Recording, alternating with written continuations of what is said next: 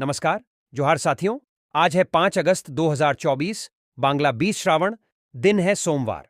आज की तमाम बड़ी खबरों को जानने से पहले अगर आपने अभी तक झारखंडी खबरीलाल को सब्सक्राइब नहीं किए हैं तो कर लीजिए, ताकि आप झारखंड के तमाम बड़ी खबरों से अपडेट रहेंगे। तो चलिए आज की तमाम बड़ी खबरों पर नजर डालते हैं। सऊदी अरब में फंसे झारखंड के मजदूरों ने वतन वापसी की लगाई गुहार। विष्णुगढ़ प्रखंड स्थित सिरैया के प्रवासी मजदूर भीम ठाकुर को सऊदी अरब में बंधक बनाए जाने की खबर सामने आई है। अपने परिवार की खुशहाली का सपना संजोए रखने वाले भीम दलाल के जरिए सऊदी अरब पहुंच गया, जहां उसे उसके मालिक 9 महीने से बंधक बनाया हुआ है। उसे न तो पगार मिल रहा है और न ही ठीक ढंग से खाना। ऊपर से उसके मालिक ने उस पर फर्जी मुकदमा भी कर दिया है। मोबाइल फोन पर अपनी बदहाली का रोना रोते हुए उसने अपने परिजनों से वतन वापसी कराने की फरियाद की है। उसका हाल जानकर उसकी पत्नी, बेटे व बूढ़ी विधवा मां बेहाल हैं। युवक के परिजन और शुभचिंतकों ने झारखंड राज्य प्रवासी श्रमिक नियंत्रण कक्ष की समन्वयक शिखा लकड़ा रोशनी से मिलकर उसकी सकुशल घर वापसी के लिए सरकार से विनती की है। पत्नी, बेटा प्रिंस कुमार उत्तर 9 वर्ष व प्रतीक कुमार उम्र 6 वर्ष तथा उसकी विधवा मां पूरी तरह उस पर आश्रित हैं। पूरे परिवार का वह अकेला पालनहार है। इस तरह की यह पहली घटना नहीं है। दलाल अच्छी कमाई का सब्जबाग दिखाकर मजदूरों को विदेश भेज देते हैं, जहां अक्सर ऐसी घटनाएं घटित होती रहती हैं। वर्तमान में झारखंड के 43 मजदूर सऊदी अरब में फंसे हुए हैं। प्रवासी मजदूरों के लिए काम करने वाले सिकंदर अली ने भी भीम की घर वापसी की सरकार से अपील की है। धनबाद झरिया की 12 लाख आबादी को दूसरे दिन भी नहीं मिला पानी। बारिया में दामोदर नदी का जलस्तर बढ़ने से जामाडोबा स्थित झमाड़ा के वाटर ट्रीटमेंट प्लांट के पंप में कचरा फंस जाने से वाटर सप्लाई पूरी तरह ठप है। झमाड़ा कर्मियों ने बताया कि नदी का जलस्तर काफी बढ़ा हुआ है। बताया जा रहा है कि शुक्रवार की देर रात से पंप के फुटबॉल से करीब 10 फीट ऊपर पानी बह रहा है। नदी का जलस्तर कम होते ही कचरा की सफाई कर सप्लाई शुरू कर दी जाएगी। जलापूर्ति नहीं होने से परेशान लोगों का कहना है कि सावन में पानी नहीं मिलने से पीने के पानी से लेकर पूजा पाठ तक में दिक्कत हो रही है। झमाड़ा के अधिकारियों को बरसात के लिए वैकल्पिक उपाय करना चाहिए, क्योंकि हर बार बरसात में नदी का जलस्तर बढ़ने पर पानी की सप्लाई बाधित होती है। ज्ञात हो कि शुक्रवार और शनिवार को लगातार 2 दिनों तक बारिश के कारण तेनुघाट डैम का फाटक खोल देने से दामोदर नदी का जलस्तर बढ़ गया।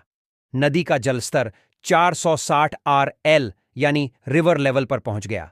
इस कारण जामाडोबा स्थित झमाड़ा के वाटर ट्रीटमेंट प्लांट से शनिवार सुबह से ही जल संयंत्र में जल भंडारण व पानी की सप्लाई का काम पूरी तरह ठप है। इस जल संयंत्र से झरिया और पुटकी क्षेत्र में जलापूर्ति की जाती है। जलापूर्ति ठप रहने से दोनों क्षेत्र प्रभावित हैं। बोकारो नदी के पुल टूटने से लापता किसान का शव 28 घंटे बाद रविवार की अहले सुबह को मिला। गोमिया प्रखंड अंतर्गत ढेंढे गांव निवासी भोरीलाल प्रजापति का शव हजारी पंचायत के अंबा टोला के निकट बोकारो नदी के किनारे झाड़ी में मिला। बता दें कि भोरीलाल प्रजापति शनिवार की सुबह डुमरी गांव में अपने खेत में जाने के लिए पुल पार कर रहे थे। तभी पानी के तेज बहाव में पुल का एक पाया टूटकर गिर गया और वह भी पानी में बह गए। शनिवार को प्रशासन की ओर से भी खोजबीन के लिए NDRF टीम को लगाया गया था, लेकिन उन्हें सफलता नहीं मिली थी। वहीं दूसरे दिन रविवार को अंबाटोला पलानी गांव के निकट बोकारो नदी के किनारे झाड़ी में शव फंसा मिला। जानकारी मिलते ही पुलिस और प्रशासन के लोग वहां पहुंचे और शव को बाहर निकाला। धनबाद निरसा में भूधंसान से बना गोफ, कई घरों में दरार। निरसा के फटका स्थित शिव मंदिर के पीछे जंगल में शनिवार देर रात तेज आवाज के साथ भूधंसान हुई। करीब 100 मीटर लंबाई में 10 मीटर गहराई तक जमीन धंस गई। बड़ा गोफ बनने से समीप की पांडेयडीह 3 नंबर बस्ती के लोगों में दहशत का माहौल है। भूधंसान से आसपास के कई घरों में दरारें पड़ गई हैं। स्थानीय लोगों का कहना है कि उक्त घटना अवैध कोयला खनन का परिणाम है। यह पहली घटना नहीं है। इसके पहले भी यहां भूधंसान की घटनाएं हुई हैं। घटनास्थल के पास ही कोयला से भरी बोरी मिली है, जो अवैध खनन का उदाहरण पेश कर रही है। बस्ती के दहशतजदा लोग सड़क पर आ गए हैं। ग्रामीणों ने बताया कि अवैध कोयला खनन का विरोध करने पर उत्खनन में लोग धमकाकर उन्हें चुप करा देते हैं। इसके चलते बस्तीवासी भय के साए में जीने को मजबूर हैं। उन्होंने कहा कि घटना की जानकारी ईसीएल प्रबंधन, स्थानीय विधायक, जनप्रतिनिधि व प्रशासन को भी दी गई, लेकिन इसे रोकने की दिशा में कोई पहल नहीं की गई। जिले में सांप काटे जाने के मामले प्रतिदिन बढ़ रहे हैं। यहां बरसात का आगमन होते ही जहरीले सांपों द्वारा लोग शिकार हो रहे हैं। ताजा मामला लोहरदगा सदर थाना क्षेत्र से है, जहां सर्पदंश से 2 महिलाएं गंभीर रूप से घायल हो गईं, जिन्हें इलाज के लिए सदर अस्पताल में भर्ती कराया गया है। पहला मामला सदर थाना क्षेत्र के ब्रह्मांडीहा करंज टोली की है, जहां घर के आंगन में ही बंधन उरांव की 15 वर्षीय पुत्री दीपिका उरांव को सांप ने काट लिया। परिजनों ने दीपिका को सदर अस्पताल में भर्ती कराया, जहां उसका इलाज चल रहा है। जानकारी अनुसार दीपिका घर के आंगन से होकर गर्म पानी लाने जा रही थी। इसी बीच आंगन में मौजूद जहरीले सांप ने दीपिका को काट लिया। वहीं दूसरा मामला कुटुमु फेंकुआ टोली का है, जहां जगदीश उरांव की पत्नी शिलवंती उरांव अपने खेत में रोपनी कर घर लौटी। शाम में खाना खाकर सो गई। अहले सुबह उसकी हालत खराब होने से सदर अस्पताल लाया गया, जहां डॉक्टर ने जांच के बाद मृत्यु घोषित कर दिया। बताया जा रहा है कि महिला के मुंह में झाग आ रहा था। इसी से अंदेशा लगाया कि सांप ने काट लिया होगा। रांची पुलिस ने बड़ी कामयाबी हासिल करते हुए शुक्रवार को हुए अधिवक्ता गोपी किशन हत्याकांड का खुलासा कर लिया है। इस हत्याकांड में शामिल मुख्य आरोपी सहित 2 और आरोपियों को गिरफ्तार किया है। रांची पुलिस को गुप्त सूचना मिली कि आरोपी रोशन मुंडा अंगना के महेशपुर में अपने परिजन के यहां छुपा हुआ है। पुलिस ने सूचना मिलते ही के महेशपुर में जाकर उसके चाचा के मकान को चारों तरफ से घेर लिया और आत्मसमर्पण करने के लिए कहा, लेकिन रोशन मुंडा ने गोली चला दी।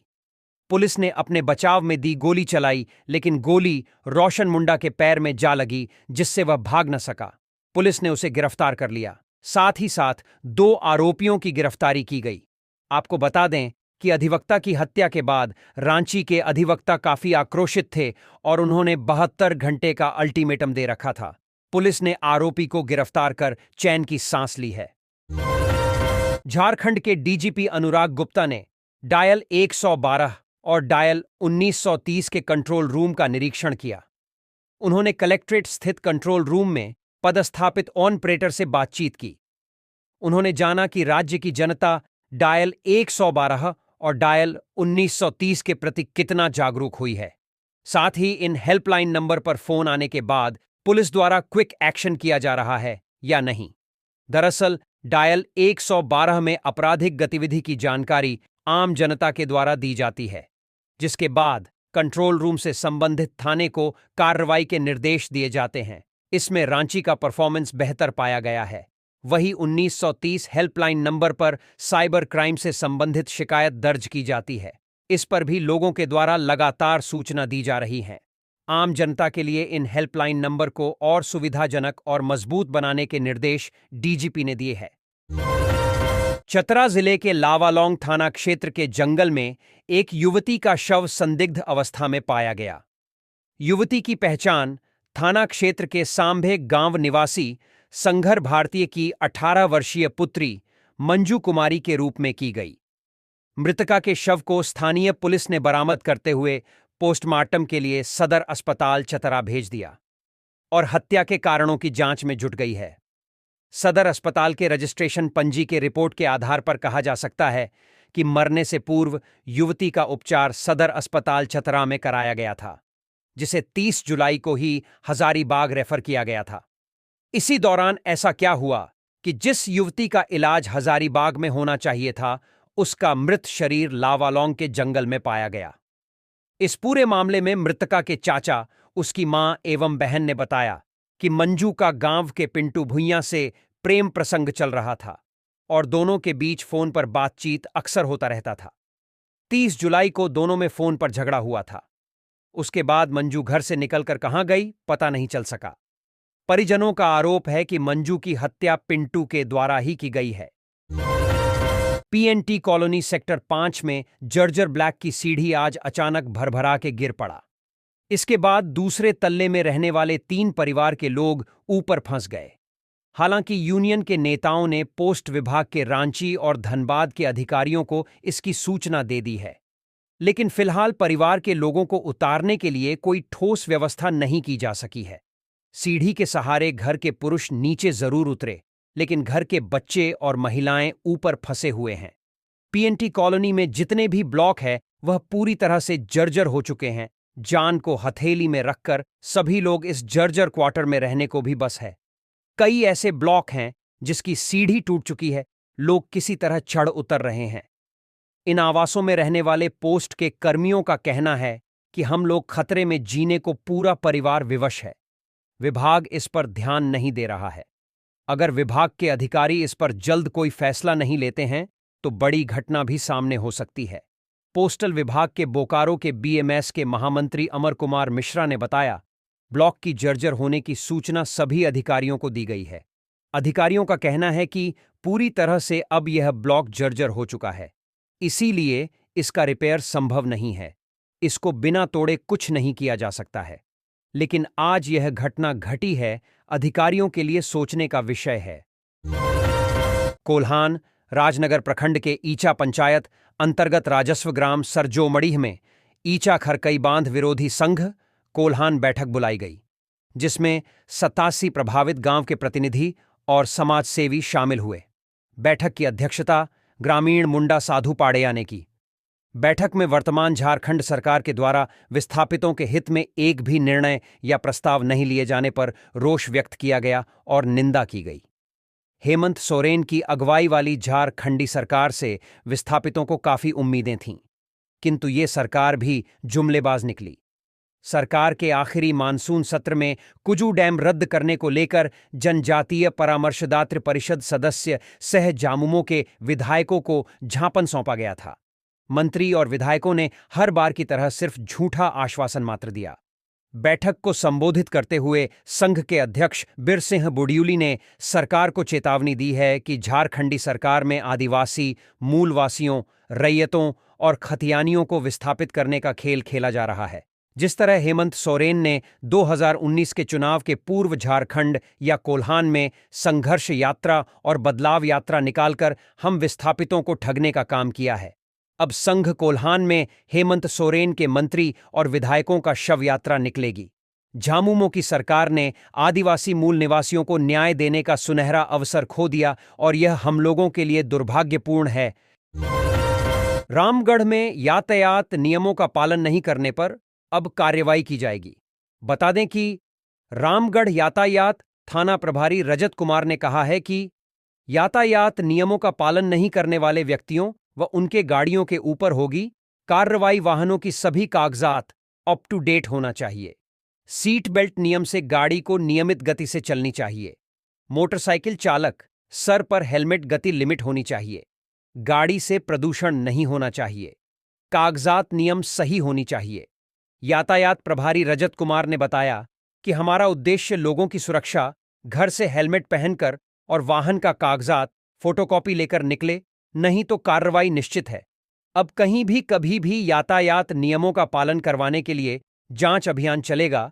वहीं यातायात थाना प्रभारी रजत कुमार ने बताया कि आज हम लोगों द्वारा चट्टी बाजार निकट बेसिक स्कूल के सामने वाहन चेकिंग लगाया गया है। जांच के दौरान हेलमेट सीट बेल्ट ऑफ जिनका पेपर अप टू डेट रहेगा उन्हें छोड़ा जाएगा। नियमों का पालन नहीं करने व पेपर अप टू डेट नहीं रहने पर कार्रवाई होगी। रांची में हिंदुस्तानी आवाम मोर्चा यानी हम पार्टी की राष्ट्रीय कार्यकारिणी की बैठक आयोजित की गई। इस बैठक में पार्टी के मुख्य संरक्षक सह केंद्रीय मंत्री जीतन राम मांझी, पार्टी के राष्ट्रीय अध्यक्ष सह बिहार सरकार के कैबिनेट मंत्री डॉक्टर संतोष कुमार सुमन, राष्ट्रीय प्रधान महासचिव राजेश पांडेय समेत अन्य शामिल हुए। मौके पर संतोष सुमन ने कहा कि कार्यकारिणी की बैठक में कई महत्वपूर्ण निर्णय लिए जाएंगे। आने वाले समय में दूसरे प्रदेशों में भी कार्यकारिणी की बैठक होगी। डॉक्टर संतोष कुमार सुमन ने कहा कि दूसरे प्रदेशों में हम अपने संगठन का विस्तार करेंगे, विशेषकर बिहार से सटे हुए पश्चिम बंगाल, उत्तर प्रदेश और झारखंड। झारखंड में आगामी विधानसभा चुनाव की संभावनाओं की तलाश भी करेंगे। राजनीतिक प्रस्ताव लाए जाएंगे जिस पर निर्णय लिया जाना है। झारखंड के मधुपुर में एक बहुत बड़ा हादसा टल गया। मामला धमना रेलवे फाटक के समीप की है। यहां एक बेकाबू ट्रक रेलवे ओवरहेड के खंभे से टकरा गई। जोरदार टक्कर से खंभा और ट्रक पूरी तरह से क्षतिग्रस्त हो गया। प्रत्यक्षदर्शियों का कहना है कि ट्रक का ब्रेक फेल हो गया था, इसलिए चालक ट्रक पर काबू नहीं कर सका और यह हादसा हो गया। घटनास्थल पर मौजूद लोगों ने बताया कि चालक ने सूझबूझ दिखाई। इस वजह से कोई बड़ा हादसा नहीं हुआ। जिस समय ट्रक रेलवे ओवरहेड के खंभे से टकराई, उसी दौरान ट्रैक से ट्रेन गुजर रही थी। अगर चालक सूझबूझ नहीं दिखाता तो कोई बड़ा हादसा हो सकता था। बताते चलें कि रेलवे फाटक बंद होने पर बहुत सारी गाड़ियां जमा हो जाती हैं। बावजूद इसके चालक की सूझबूझ से किसी प्रकार की कोई जान माल की क्षति होने की कोई सूचना नहीं है। संथाल परगना के क्षेत्रीय डीसी लालचंद डांडेल ने शनिवार को लिट्टीपाड़ा में 4 मतदान केंद्र का निरीक्षण किया। उन्होंने बालक मध्य विद्यालय लिट्टीपाड़ा स्थित बूथ संख्या 33, 34, 36 व उत्क्रमित मध्य विद्यालय रोडगो बूथ संख्या 37 मतदान केंद्र पहुंचकर उपस्थित बीएलओ सोनाली पहाड़ियां, सुमीता कुमारी व मति मरांडी से मतदान केंद्र के वस्तुस्थिति से अवगत हुए और मृत मतदाताओं का नाम वोटर लिस्ट से हटाने तथा नए व छूटे हुए मतदाताओं का नाम जोड़ने का निर्देश दिया। उन्होंने बीएलओ को निर्देश देते हुए कहा, क्षेत्र का कोई मतदाता नाम न छूटे, इस पर विशेष ध्यान दे। साथ ही मतदान के समय मतदान केंद्र में मतदाताओं व मतदान कर्मियों के लिए पेयजल की व्यवस्था, बिजली की सुविधा व दिव्यांग के लिए रेम अति आवश्यक है, जो सभी मतदान केंद्र में होना चाहिए। उन्होंने मीडिया कर्मियों को बताया कि आगामी विधानसभा चुनाव के मद्देनजर बूथ का जायजा लिया जा रहा है, जिसकी जानकारी चुनाव आयोग को दिया जाएगा। अभी मतदाता सूची पुनरीक्षण का कार्य चल रहा है।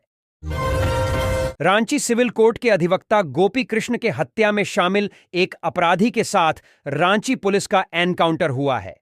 एनकाउंटर के बाद रांची पुलिस ने अपराधी को गिरफ्तार कर लिया है। पुलिस के साथ हुए एनकाउंटर में गोपी के हत्या में शामिल एक अपराधी को गोली भी लगी है।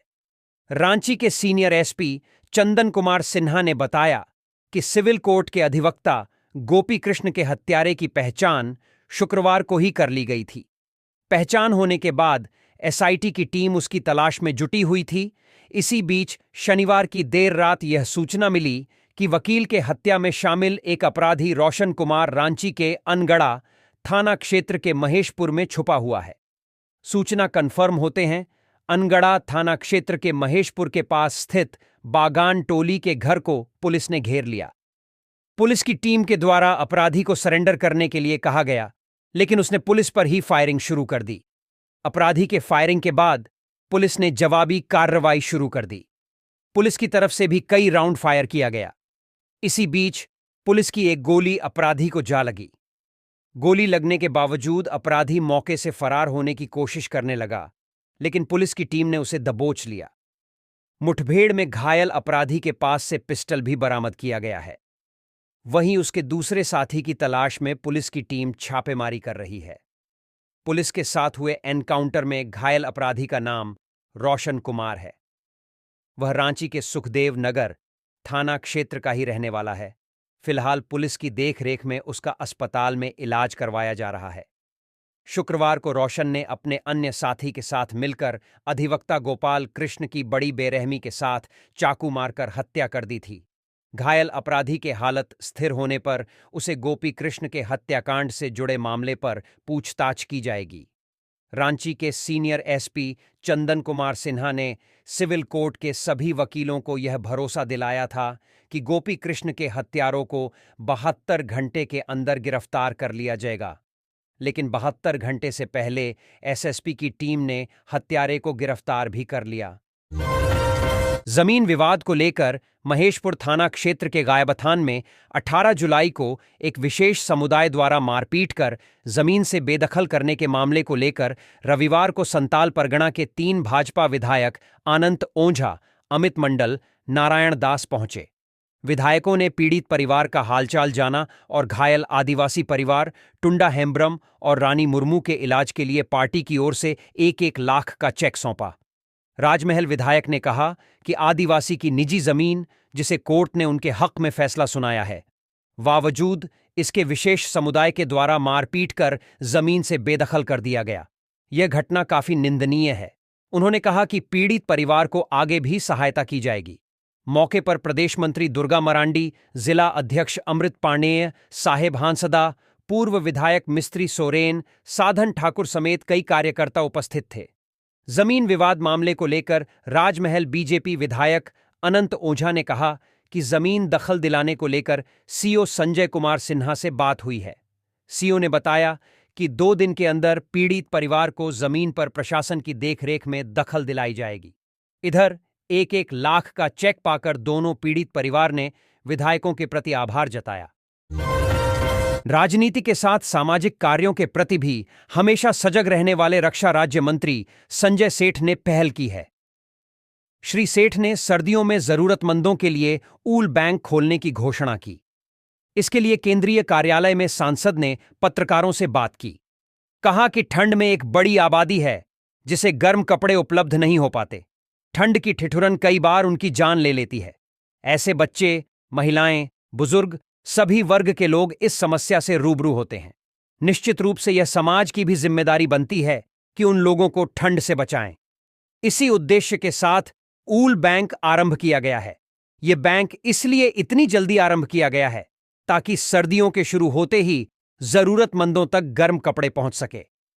श्री सेठ ने कहा कि रांची वासियों ने बुक बैंक और टॉय बैंक में भरपूर सहयोग किया। यही वजह है कि बुक बैंक के माध्यम से 3 लाख से अधिक पुस्तक बांट सके। टॉय बैंक के माध्यम से 70,000 से अधिक खिलौने का वितरण जरूरतमंद बच्चों के बीच किया। अब समाज से एक बार फिर आग्रह करता हूं कि जिम्मेदारी उन लोगों के लिए भी निभाएं जिनके पास ठंड से बचने के लिए गर्म कपड़े नहीं होते। केंद्रीय मंत्री ने रांची के नागरिकों से आह्वान किया कि आपके घर में पुराने परंतु अच्छी स्थिति में जो गर्म कपड़े पड़े हैं, जिनका उपयोग नहीं करते हैं, उन कपड़ों को साफ सुथरा करके केंद्रीय कार्यालय में जमा करें। तो ये थी आज की कुछ मुख्य बड़ी खबरें। जुड़े रहे इस चैनल के साथ। ऐसे ही आपको इस चैनल के माध्यम से झारखंड की तमाम छोटी बड़ी खबरों का अपडेट मिलता रहेगा। अब हमको इजाजत दीजिए। जोहार।